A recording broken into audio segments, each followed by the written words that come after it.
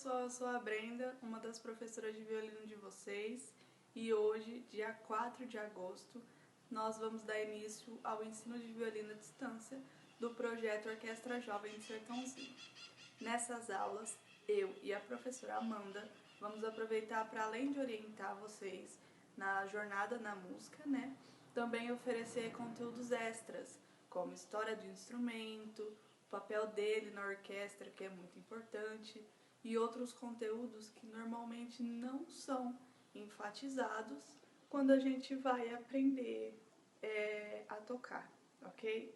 Então a gente vai fazer uma limpeza dos conceitos iniciais e fundamentais, com o objetivo de chegar com força na rotina que antes a gente estava, ok? Mãos à obra então. Bom, hoje iremos falar sobre a história do violino e suas evoluções. O violino é o menor e mais agudo instrumento pertencente à família das cordas friccionadas.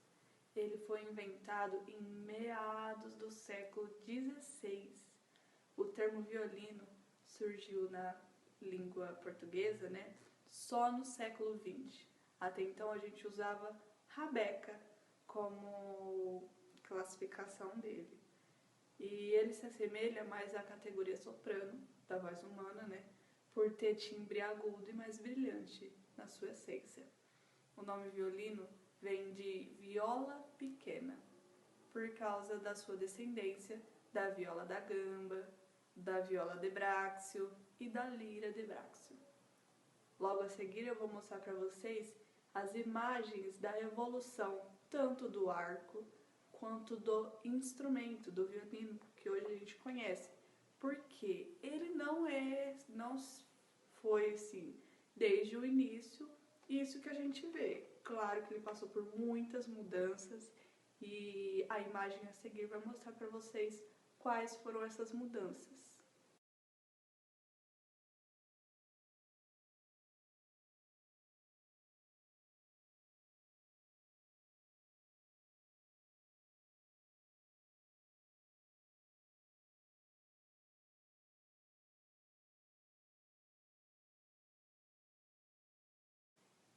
Olha, pessoal, vale ressaltar que essas mudanças começaram a ocorrer depois de 1000 anos se mantendo inalterado a sua formação.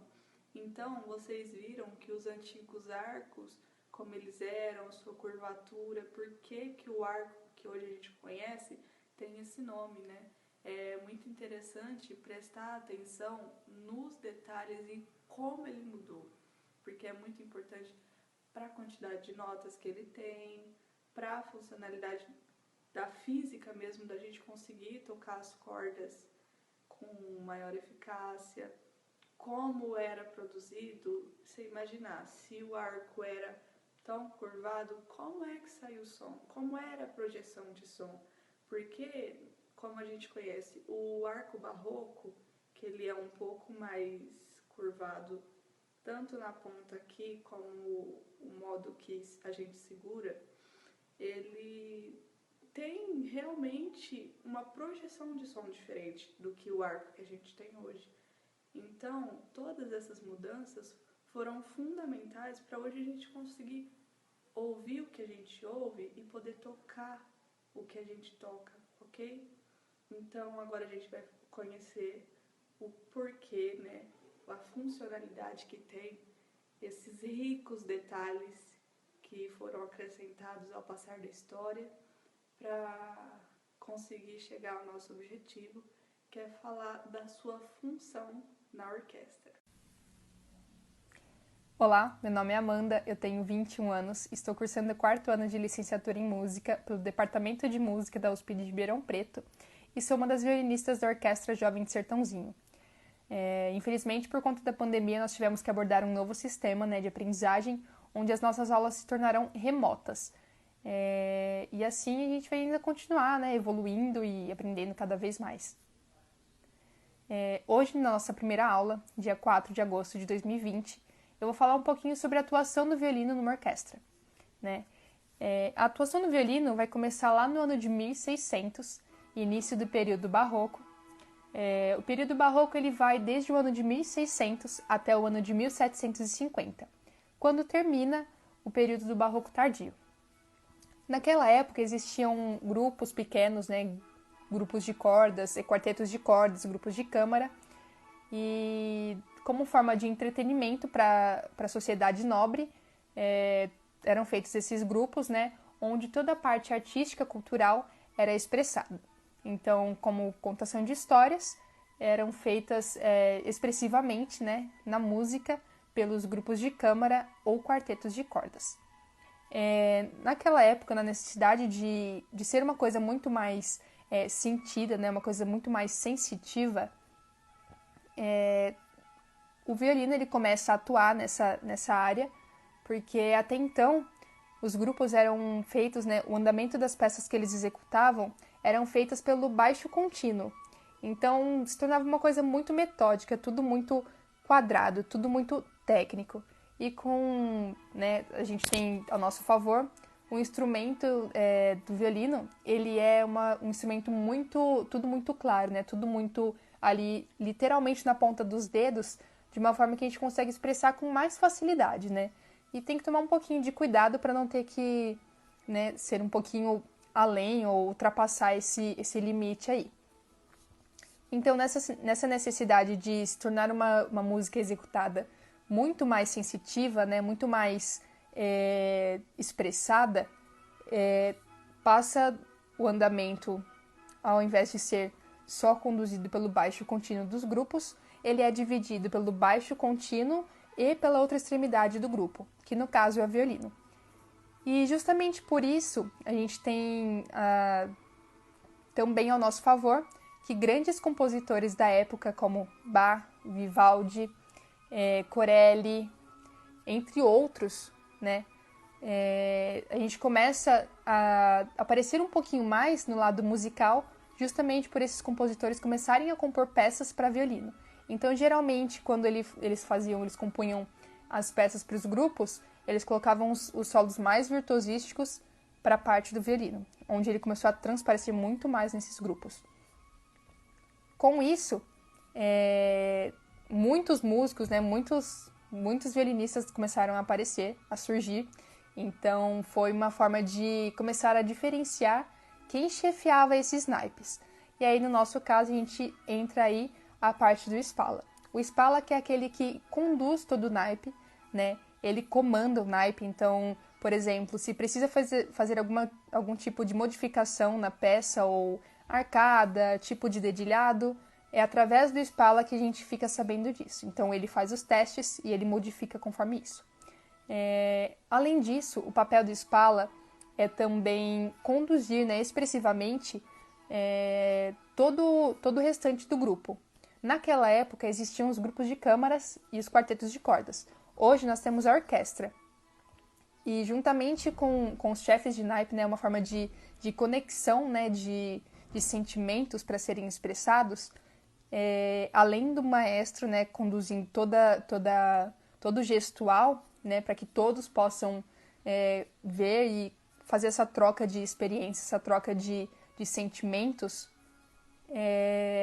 entra o papel também do Spala, porque ele conduz, além, né, do andamento, é uma forma muito mais expressiva. Então, ele ajuda nessa parte de compreensão, de sentimento e externar toda essa parte sentimental. E, juntamente com isso, né, só uma observação, na ausência do maestro, quem conduz toda a orquestra, quem conduz ensaio, quem conduz todo o andamento, então acaba sendo o próprio Spala. Além do Spala, nós temos também na orquestra, né, os chefes de naipes, que fazem praticamente o mesmo papel do Spala, só que o Spala, de um modo mais geral, ele aborda um pouquinho mais todos os outros naipes, então toda consideração que deve ser feita para cada peça ou ensaio deve ser feita pelo Spala. E do restante dos outros naipes, tem os chefes de naipe, ou concertinos, que fazem essas observações muito mais minuciosas, cada um para o seu naipe. Por exemplo, quem toca cello, tem o chefe de naipe do cello, então é para ele que, né, conduz a dúvida, e ele vai tirar toda essa dúvida, vai entrar em contato com o maestro ou com o Spala, de uma forma mais ampla, tá bom? Espero que vocês tenham gostado, né? Tô com saudade de fazer música e é uma coisa que faz parte da nossa vivência, né? Infelizmente nós temos que abordar desse jeito, não pode ser pessoalmente, mas espero que estejam todos bem. E nas nossas restantes aulas, né? Digamos assim, a gente vai trazer um pouquinho mais de conteúdo. Espero que vocês realmente tenham gostado. E qualquer dúvida, eu deixo aqui esse espaço agora para que vocês possam perguntar. Espero realmente ter sido clara, tá? Não tenho muito esse contato com internet, de ter que explicar para um celular, por exemplo, ou falar diretamente com uma câmera. Eu realmente prefiro que seja pessoalmente. Mas como não é possível, fiz aqui, então, essa breve observação da atuação do violino e espero que vocês compreendam, né? E comecem realmente, a partir de agora, né, nas nossas próximas execuções e contação de histórias através da música, através da arte, eu espero que realmente nós possamos pensar, né, que nosso intelecto possa entrar em contato com o nosso coração e dessa forma, então, externar todo esse sentimento, toda essa emoção, tá bom? Um beijo e até mais!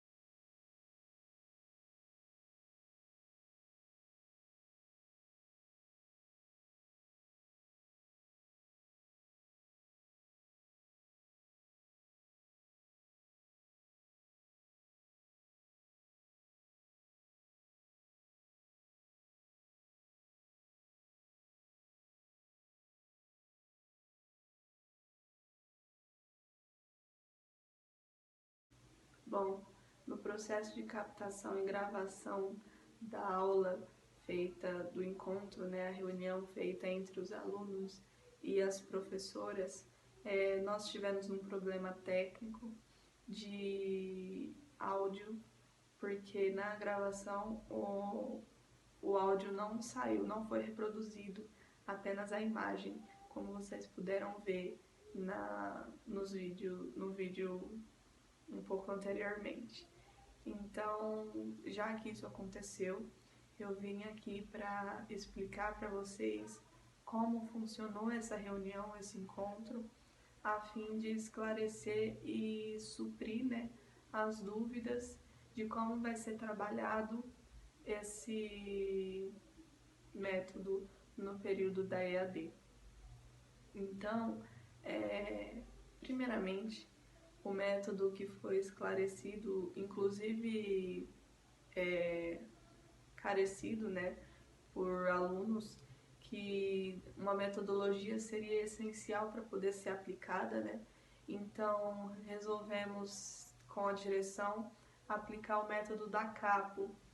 Então, ficou estabelecido que esse método seguiria como padrão e como base no ensino à distância.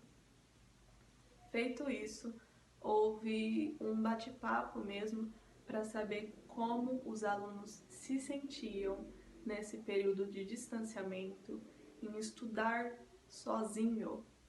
O problema em reconhecer erros, reconhecer defeitos e ouvir sem a assistência de um orientador e conseguir manusear e levar a procedência, né, do instrumento sem o auxílio de um guia, né? Porque psicologicamente o ser humano consegue captar, mesmo que saiba, né, de quais são suas obrigações, como executante, como violinista, né, no caso, nós não conseguimos reconhecer todos os erros tal como a terceira pessoa conhece.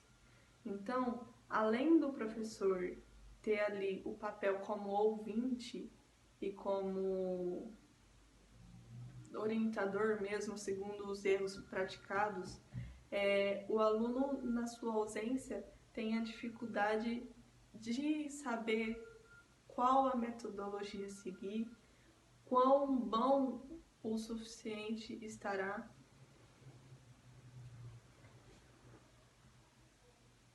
qual a metodologia a seguir, o quão bom o suficiente a peça está para prosseguir. Então, a fim de sanar essa dificuldade, o projeto veio com a iniciativa de esclarecer, pelo menos em um período mais restrito, né, devido a ser uma EAD, a orientar com 2 professores, eu e a Amanda Tonak, orientar os alunos para que eles pudessem, então, seguir uma metodologia, seguir uma sequência e serem avaliados em suas execuções violinísticas. Então, assim, o auxílio do professor é essencial, seja ele presencial ou seja ele à distância.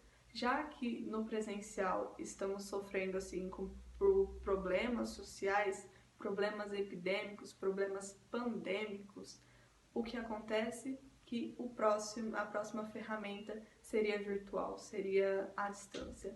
Já que o contato não é viável no momento, né?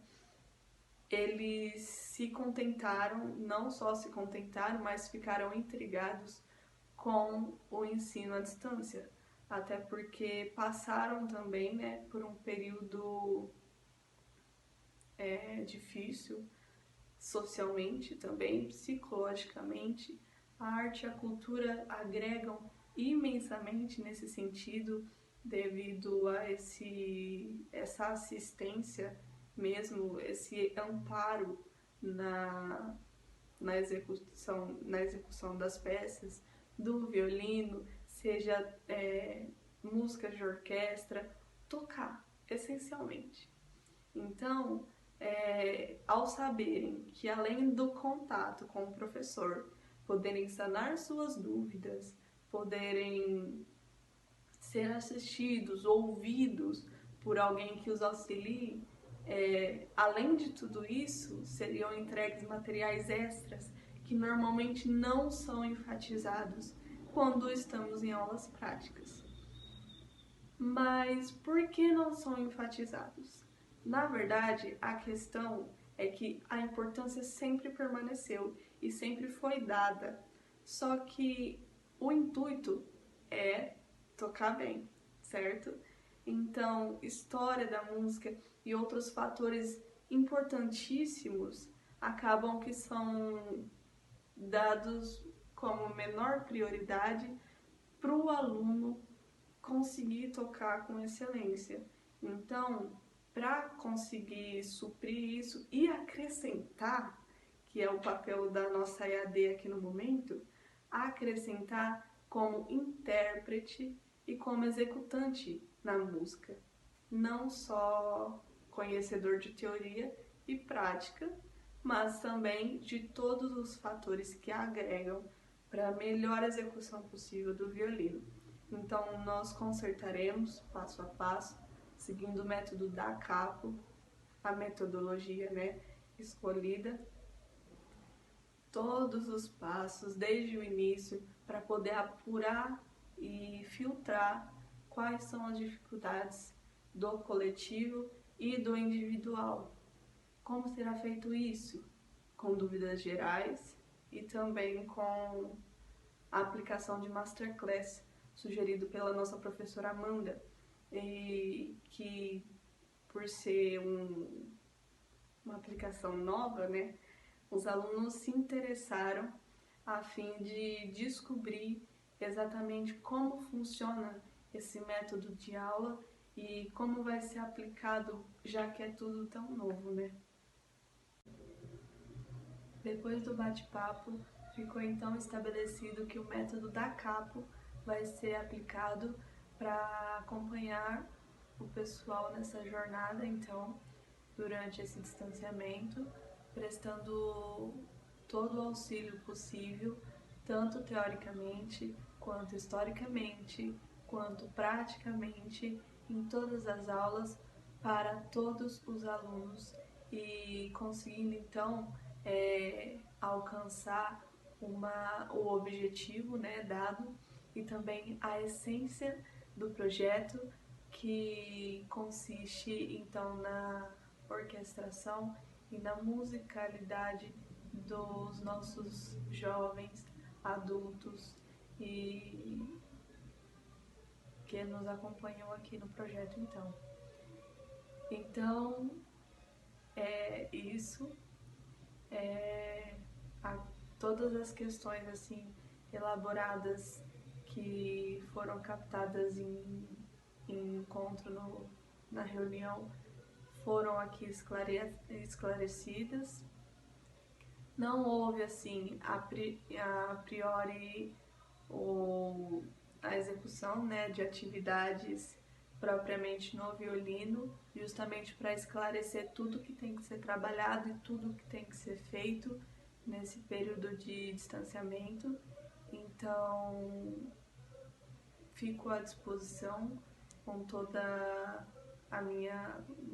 o acesso possível, tanto nas redes quanto particularmente, Eu e a Amanda estamos totalmente dispostas a atender as necessidades musicais e sociais de todos os integrantes e colaboradores do projeto.